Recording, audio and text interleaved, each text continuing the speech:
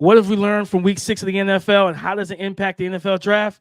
The Buffalo Bills cannot rely on Stefon Diggs alone. They must add a wide receiver, and they must do it in 2024. We'll tell you why next on the Locked On NFL Draft Podcast.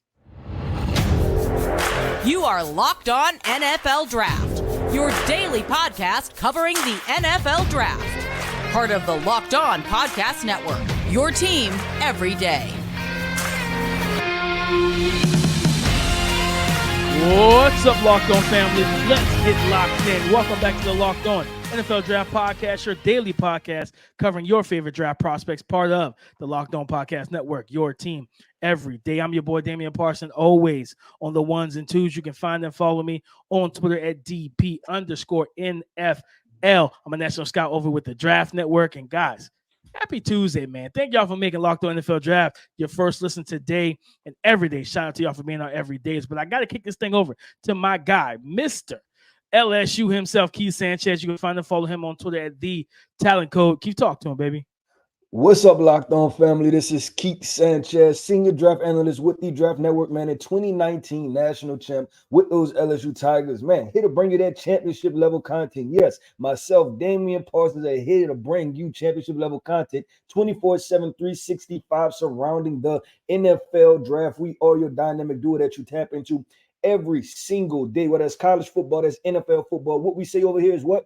Everything starts with the NFL draft. So DP, man, we have a hell of a slate. We have a what have we learned, right? And we already hinted at it a little bit. We're getting into those Buffalo's Bills. But DP, I'm going to give them a little hint. We're going to talk about another AFC East team and what needs to happen. Then we're going to get into the rookie report, talk about those rookies that are performing at a high level. Then another appearance from Coach K, Coach DP. Yes, game balls. We're handing out game balls. We're jumping into the locker room and talking about those players that took over the game and handed their team a W. But DP, before we get started, why don't you hit them with our title sponsor? Today's episode of Locked On NFL Draft is brought to you by Game Time. Download the Game Time app, create an account, and use the promo code Locked On NFL for $20 off your first purchase. Last-minute tickets, lowest prices, guaranteed. Keith, guys, what have we learned? What did I learn from week 6 of the NFL and how it's going to impact the draft? I said it in the cold open. The Buffalo Bills have to add wide receiver talent. And don't get me wrong, I like Gabe Davis. I like Khalil Shakir. But I wonder, does the OC like them? Does the offensive coordinator like them? Because in this game, in the game that, Keith, I think me and you both picked the game, right? We picked the Bills to beat the New York Giants, the Daniel Jones-less New York Giants. We picked them to win this game, but it didn't go anywhere close to how we thought it was going to go. It was a 9-14 game. Josh Allen was 19 of 30 for 169, 5.6 yards per attempt, right? 2 touchdowns, 1 interception. Keith, no one on the team outside of Stefon Diggs and Dawson Knox saw more than 5 targets. Gabe Davis had 4. Dawson Knox had 6. All right. Quentin Morris had 1. Khalil Shakir had 1. Deontay Hardy had 1. Stefon Diggs had 16. He was 10 for 100 off of 16 targets. He legitimately was their passing offense. You got to draft somebody and help. You have one of the best quarterbacks in the NFL. And he does not have multiple options that either he trusts or that the offensive coordinator trusts, or neither one of them trusts. Because you can't live in a world where your number one wide receiver is not. We saw Jamar Chase against the Cardinals. What was it, week 5, right? Yeah, Had almost 20 targets and 14 catches. He went nuts. But T. Higgins was out that game too. You know what I mean? T. Higgins had the little rib injury, so he didn't play. So that makes sense. But dear God, you can't rely on one man to lead your passing offense, because what happens when teams bracket Stefon Diggs in the playoffs, right? They make you play left-handed. Can you call plays to get Gabe Davis 10 catches for 95 yards? Can you call plays to get Khalil Shakir 7 for 75 and 2 touchdowns? Can you get Dalton Kincaid, who you spent a first-round draft pick on? Can you get him involved? When he comes back, I think he's got a concussion. When he comes back into the lineup, because you haven't gotten him much involved even before the injury. So, yeah, the Buffalo Bills, y'all got to figure some things out, and they got to start in the NFL draft for 2024, Keith. Yeah, they have to, DP. Because the thing is this, it's not that they're targeting Stefon Diggs in calculated situations and it's in rhythm, right? It's not Oh, 3rd and 4. Okay, quick slant or the Stefon Diggs move to change, right? It's out of rhythm. It's out of sync. It's almost out of necessity, right? Like they have to target Stefon Diggs, and like you said, it's somebody's fault, right? Whether that's Josh Allen, right? Whether that's the general manager not surrounding him with weapons, right? Whether that's the wide receivers not showing up, like some part of that or whether it's the OC, right? Just not calling the proper plays. But one of those 4 pieces or those 4 variables, and it could be a combination of 1, 2, 3, or all 4, right? That they have to get this figured out because DP, we this is going to go on year 3.5-ish where the Buffalo Bills have been in Super Bowl conversation, but it appears that they've been stagnant. And we talked about this about Stefon Diggs being angry, and I told you I think it's more so the structure of the team, and it can't. What can't happen, DP, is that when it rains, it pours, right? It's like you get Jekyll and Hyde out of this Buffalo Bills team. They're either going to put 40 on you or they're going to struggle to touch 15 points, right? And they can't be both, right? It can't be right. If Josh Allen throws an interception early, you can expect 2 or 3 interceptions this game, right? Or he's going to throw 400 yards and be Superman and look like the best quarterback prospect in the NFL, right? It can't be either or, DP. He has to have a floor. This offense has to have a floor, right? Because this defense is performing well with the injuries that have happened to Matt Milano and a couple of those other guys on the defensive side of football. They're still performing well, and I think somewhat, DP. Some people want to see the Buffalo Bills win a Super Bowl, right? It's like, right, man, y'all went 3-4 times in the 90s, didn't win. Josh Allen is a likable guy. Buffalo Bills Mafia. It's like we want to see you win, but it's like, y'all making the proper moves and y'all being aggressive enough to win a Super Bowl. But DP, I talked about the AFC East, right? I'm going back to the AFC East. What have I learned, DP? The Patriots have just lost to the Raiders, right? The Raiders are bad.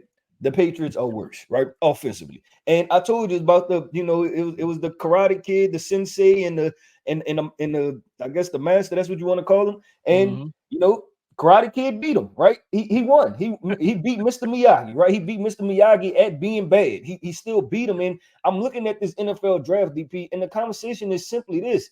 Bill Belichick, you can coach football. The drafting part. I am scared for you to touch offensive players. Point blank, period, right? Because we're sitting up here, DP, this past draft, you went defense. You went Jake Andrews, you went City Sal, you went Antonio Mafi, you went Keyshawn Butte, who I believe is inactive, right? The Mario Douglas, who doesn't play that much. That's 2023. 2022. You said, hey, I know what everybody else doesn't know. Okay, you went Cole Strange. I don't even know what Cole Strange is doing right now. Tyquan Thornton, right, which he is not producing, which DP, for me and you, that is not surprises. And that is why y'all tap into the Locked On NFL Draft podcast, because we tell you when this is not it. And that was not it. That combination was not it when they drafted DP. This didn't just happen in 2023. It wasn't it in 2022 when they drafted him. So you look at that, and then now you go back to, and then to finish that out, right, you drafted Pierre Strong. I don't even know if Pierre Strong is still on the team. Bailey he's on the Cleveland Browns now. To my point exactly, right? Bailey Zappi, who they don't seem like they really care for either at this point. Kevin Harris, right? Then the draft before that, you're talking Mac Jones, and then finally in the 4th round, you drafted Ramondre Stevenson. So DP, I named out of 3 drafts, I probably named 1.5 players that are contributing to this offense right now. That's 3 years, DP. That's 3 years of turnover, salary cap casualties, and everything else. And out of 3 years, you're going to tell me that you gave me 1.5 players, and that half player I'm including is Mac Jones, because he's progressively gotten worse. He was much better as a rookie than what he is as a 3rd-year player. And that is crazy, DP. That is insane. And that's not even jumping into the free agent part of it. I want to strictly stick to the draft part. So what I've learned is this. Robert Kraft, and say Bill Belichick, and I'm in no means disrespecting Bill Belichick. I think what he's accomplished, I always say with that Patriots situation, I always lean a little bit more towards players because they have to actually execute. But that thing was still a 65-35 type situation, right? Well, Bill Belichick, he's won a lot of Super Bowls, and he's constructed that. He deserves all the credit in the world. But at this moment, it's like, listen, how are you trying to build this thing? It's not working. I need a general manager. You can coach this team. I have no doubt that you know X's and O's like the back of your hand, right? But I need a general manager. I need somebody to pick these football players, because remember that one draft where he drafted like 3 tight ends? It was like out of Northern Illinois. None of them worked. It never worked. I don't even remember the guys' names. That's how much it didn't work, DP. So I'm extremely confused about what they're doing, and it looks bad. And the Patriots have been good for 20 to 25 years, DP. I think this is the first time in my, not even my lifetime, but knowing football, that they look this and that right, and they're going to get it. They're going to have to draft a quarterback. So DP, that was my rant. That's what I've learned after week 6. And man, New England Patriots, that's a disappointing brand of football that's going on over there right now. But let's kind of shake this up. Let's get a little bit more upbeat, DP, and talk about these rookies that are actually performing, that are putting up shows, that are performing for their teams, that are contributing at a high level. So coming up next, man, we have the rookie report coming at you. Do you ever feel like your brain is getting in its own way? You know what you should do, what's good for you, but you just can't do it. Your mind is kind of slowing down and preventing you from moving forward. Therapy can help you figure out what's holding you and your mind back so you can work for yourself instead of against yourself. Guys, sometimes it's something as little as a failure, a mistake that you've had in the past that kind of hampers you and shackles you, right, to fear, right? Therapy can help you learn positive coping skills, right? If it's somebody in your life that doesn't empower you, you can set those boundaries so you can empower you to be the best version of yourself. All those things matter. If you're thinking about starting therapy, give BetterHelp a try. It's entirely online, designed to be convenient, flexible, and suited to your schedule. Make your brain your friend with BetterHelp. Visit BetterHelp.com/lockedon today to get 10% off your first month. That's BetterHelp, HELP.com/lockedon. Why root for your team on an empty stomach? Order on DoorDash and save on football watch party favorites. Guys, you can order everything you need from pizza to wings to chips, dips, burgers, buns, you name it, they can deliver it. You think about nachos, you can get the things, everything you need to order, right? To make nachos, you can order all of that through DoorDash. They'll deliver it so you don't have to miss a moment of the game. I can speak from personal experience. I've left right before halftime, missed out on a big explosive play or a touchdown because I needed to go get food, drinks, what have you. But DoorDash stops that, all right? Get prepared for a game day or get prepared before game day. Either way, it doesn't really matter. DoorDash will help you out with that. Get 50% off up to a $10 value when you spend $15 or more on your first order.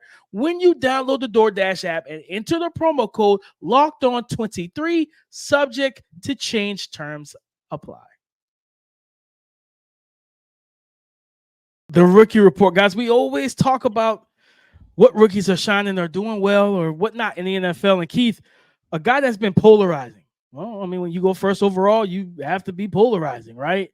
And that's Bryce Young for the Carolina Panthers. The Carolina Panthers are an absolute hot mess. All right, they're a hot mess themselves. But Bryce Young over the past 2 weeks started to look like Bryce Young that we kind of saw at Alabama, right? And that's devoid of a true number one wide receiver. He's throwing to a 35-year-old Adam Thielen. None of his receivers meet the league league average of separation per route run. They're all below it. But against the Miami Dolphins, in that game Sunday, they were up 14-0. And I was flipped. I forgot to turn to that game. I was watching a different game. And when I flipped over and I saw 14 Panthers, I was like, whoa, what has happened? Right? So, watch the rest of the game, then watching the tape and everything as well. Like Bryce, like he had to throw the touchdown to Adam Thielen just on the face. That was a ball. Like it was a. Now I'm gonna tell you something. I'm gonna tell you what low key what bothered me in that. I thought back to Peyton Manning. After the shoulder injury, like the whole neck thing, where Peyton was putting his whole body in the throws. Bryce put his whole entire frame into that throw. Like so, that bothered me a little bit to see him go full body on the throw.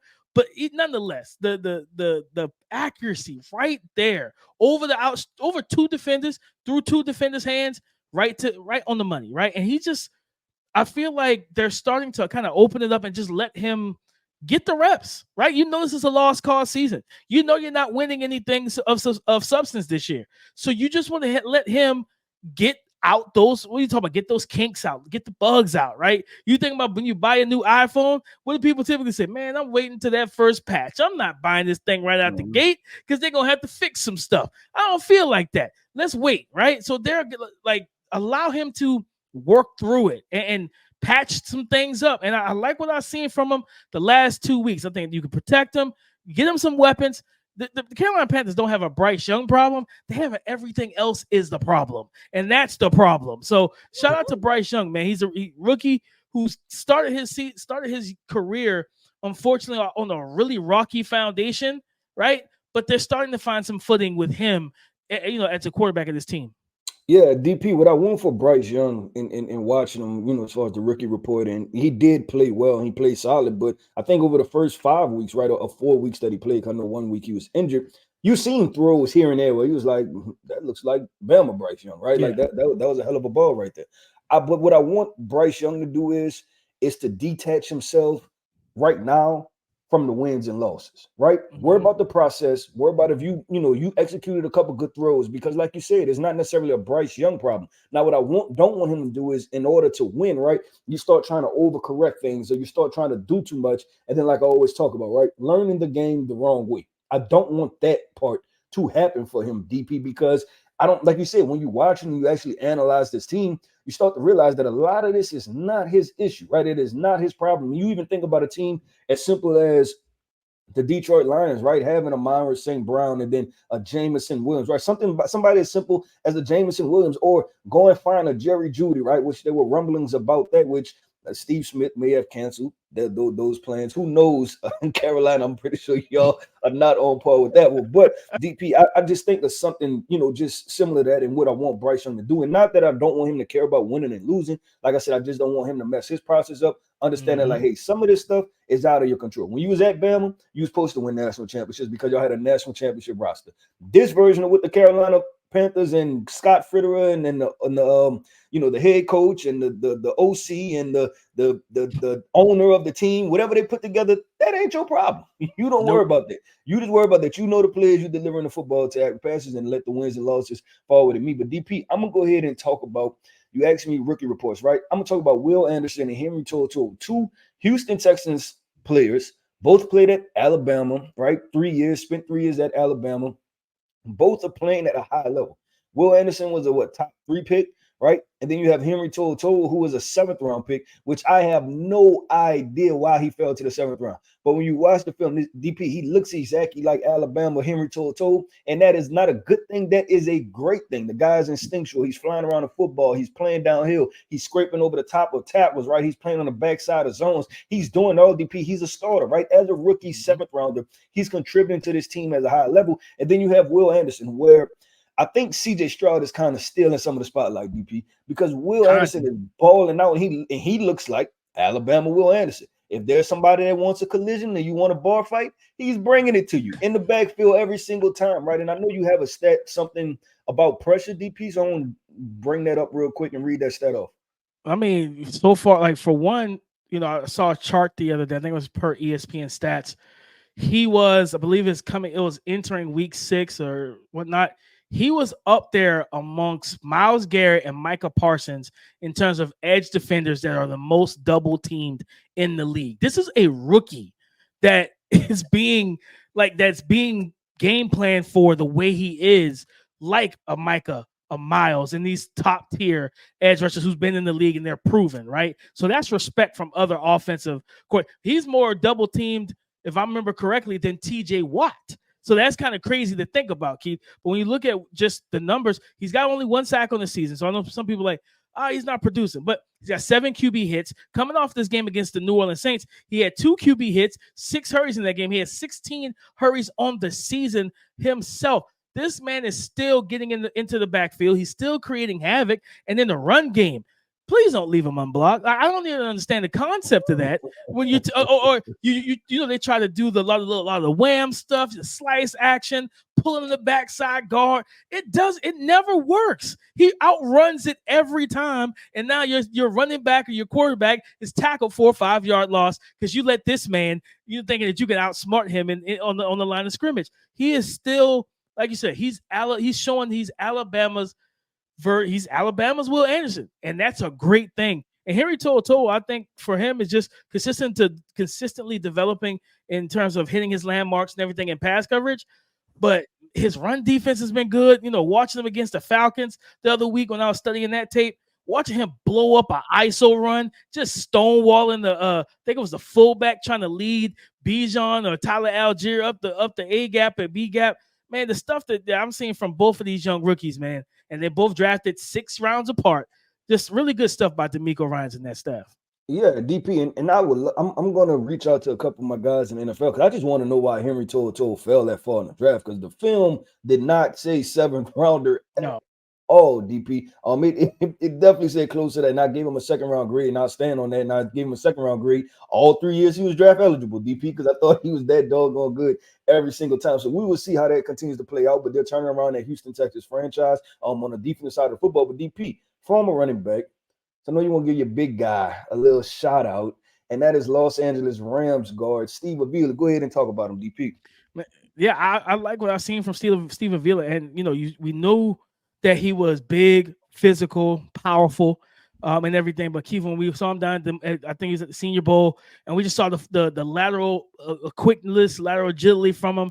And I said, man, somebody's gonna get a good player with him, and the Rams have, and he's done a good job.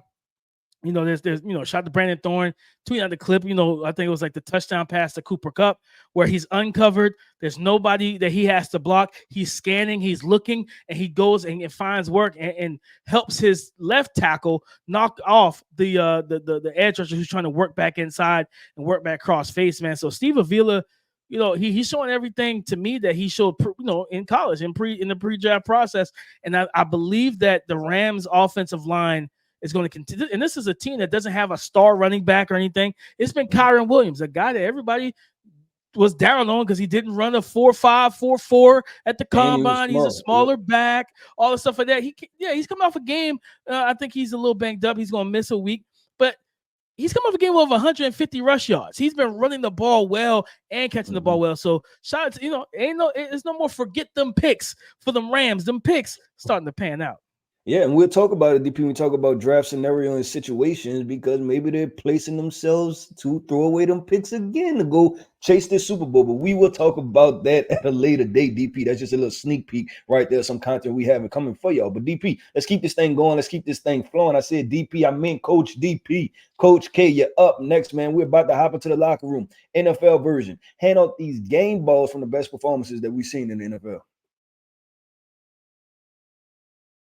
Guys, you shouldn't have to worry when you're buying tickets for your next big event. But if you wait till the last minute, you will worry and you will stress because at the last moment, you're trying to find the best deals. You're competing with other buyers and you're trying to avoid scammers and scalpers. But let me tell you about Game Time. It is the fast and easy way to buy tickets for all your sports, music, comedy, and theater events near you. What do they offer, DP? Well, let me tell you. Last minute tickets, flash deals, zone deals, and their tickets are easy to find and buy for every kind of event in your area. Here's what I love the most, guys. They have views from all the seats in the venue, so you can get a vantage point before you purchase the tickets, and you don't feel like you wasted the tickets because you don't like the seats or where you're sitting, right? For any Houston Texans or Carolina Panthers fans in the Charlotte area, you can go on October 29th to see the Texans face the Panthers for $34 on the Game Time app. So download the Game Time app, create an account, and use the promo code LOCKEDONNFL for $20 off your first purchase. All right, Coach K, it's time to hand out the game balls. Week 6 of the NFL season. For me, I talked about him in the first segment. Stefon Diggs. 16 targets, 10 receptions, 100 yards, 10 yards per catch. He didn't come away with a touchdown in this game. But without his production, I mean, the Buffalo Bills probably lose this game. Right. Like, they probably lose this game without question. So I got to give love. I got to show the adoration to Stefon Diggs. And the fact that he was the only one catching passes, really. And the Giants still had no answer for him. Like, it's just he's an elite wide receiver, man. One of the best in the game, one of the best route runners, everything, man. So I got it. Josh Allen didn't have his best day. Ken Dorsey, the OC, didn't have his best day. That offense didn't have their best day. But the guy who they needed to be, hey, you're our wide receiver one, no matter what. He was that, no matter what, no matter the coverage, no matter what was going on. Stefon Diggs, like I said, if I remember correctly, Josh Allen threw for 169 100 of that went to Stefon Diggs. So my game ball goes to Stefon Diggs from the Buffalo Bills. Yeah, and for whatever Stefon Diggs, some of his sideline situations, and we don't know if his conversations with Josh Allen, we don't know if he's mad with himself. We have no idea, right? But for whatever his word, DP, you know one thing, that he shows up, right? He shows up week in and week out. He wants to win. He puts his best foot forward. Looks like he's committed to winning a Super Bowl, right? Like every week he's coming to perform at a high level. So, you take that for what it's worth, man. I'll never knock a guy for wanting to win every single game, wanting to win every single down. But DP, we're talking about game ball, right? DP, if I was a betting guy, I would have put money, and I would have lost money, DP, because I would have put money on the San Francisco 49ers beating the Cleveland Browns with PJ Walker at quarterback, right? I would have said that is easy money for me, DP, but it didn't go down like that. It started with a pregame scuffle, right? Debo Samuel, Trent Williams was involved. A couple other guys was involved from the Cleveland Browns, and then that ensued on the field, right? Not a scuffle, but it was a smash mouth physical football game, and you started to see that. This is why people, DP, when we talk about the NFL draft, right? The Cleveland Browns have drafted so well. The Cleveland Browns need to be respected as one of the better teams in the NFL roster, top to bottom. If Deshaun Watson can get that thing figured out, then it'll be balling. But I want to talk about the Browns defense, man. You talked about Myles Garrett, but then you're talking about, Greg Newsome, right? You're talking about Grant Delpit. This defensive secondary is so versatile in what they can do, and just playing man defense, getting in your face, and then letting this defensive line be physical with you. I feel like this, DP, and this is the larger conversation for the NFL, but this is one game where it was like, you know what? Styles make fights, right? Just like they say in boxing, styles make fights. And guess what? That was a heavyweight that likes to swing. The San Francisco 49ers are a heavyweight that likes to swing these big old, knockout punches, right? And the Cleveland Browns said, you know what? We 250 pounds too, and we like to swing knockout punches. So they went at it, DP, and I want to give this team credit because, like I said, they didn't have Deshaun Watson and knocking off a San Francisco 49ers team that was steamrolling every single body. It didn't matter who they were. They were putting points up, and they were making it look easy, DP. So I had to get a Cleveland Browns credit. Game ball in them. No, 100%, Keith. And it felt like for the first time when you watch this game and you watch the San Francisco 49ers, they're so used to punching you in the mouth and you not having a punch back. You're not having a counter. And the Browns, and I wonder how big of a win, how much more points the Browns could have put up with Deshaun Watson, right? Amari Cooper was cooking. They had no one to defend him. And PJ Walker threw 2 interceptions. He should have thrown 3 because I don't know what he was doing on that last drive in the red zone. You know what I mean? Instead of just trying to get the field goal, he's like, "Nah, I'm Superman today." And he tried to go for the jugular, right? But that game, it made Brock Purdy uncomfortable, right? They slowed down Christian McCaffrey on the run game. You know what I mean? And then he ended up getting banged up, and Debo ended up getting banged up. But there was a level of physicality where the Niners were matched, and they typically aren't matched. I think the last team I saw match them in physicality was a team that beat them in the playoffs, and that was the Philadelphia Eagles. So shout out to that Browns defense, big time. Yeah, you have to put them in the same bucket, and this is the NFL draft, right? The NFL draft podcast. So you talk about the players that they've drafted defensively. DP talking about Myles Garrett, right? You're talking about JOK. You're talking about Denzel Ward, just talked about Grant Delpit, Greg Newsome, Martin Emerson, right? Physical football players, DP. Then the offensive side, obviously we know this offensive line, they put it together with Jedrick Wills, Joe Botanio, Ethan Pochik, Wyatt Teller, and then they went and got and this is a pick that everybody's like, okay, maybe that's not a need, right? When they went and drafted DeJuan Jones, right? Because they still had the right tackle, Jack Conklin, right? He was over there and it's like, okay, but he wound up going to IR, and DeJuan Jones is the starter now. And that looks like a great selection now from the Cleveland Browns. So they've definitely put this thing together. I know the headlines is Deshaun Watson, right? And they paid him all the money and that they got the quarterback. But guess what? They have the team to win football games. They're going to be competitive with everybody. Nobody's going to want to play them. Nobody's going to want to see them because they can hang with everybody. But DP, talking about hanging with everybody, man, we're hanging with everybody. We're hanging with our people. Shout out to our everydayers, man. Thank you for tapping into the Locked On NFL Draft podcast each and every single day, man. Like we always say, man, you can find me, Keith Sanchez. You can find me on Twitter at The Talent Code. You can find DP, man, Damian Park. You can find him at DP_NFL, man. Y'all tweet at us, talk to us, man, because we like to talk back. We do this 24/7, 365. We like talking football. Go subscribe and follow for free on YouTube, wherever you listen to podcasts. Get the latest episode as soon as it is available. Thank y'all for making Locked On NFL Draft your first listen today and every day, Monday through Friday. Shout out to y'all for being our everydayers. Come and join the conversation again tomorrow on the Locked On Podcast Network. Your team every day.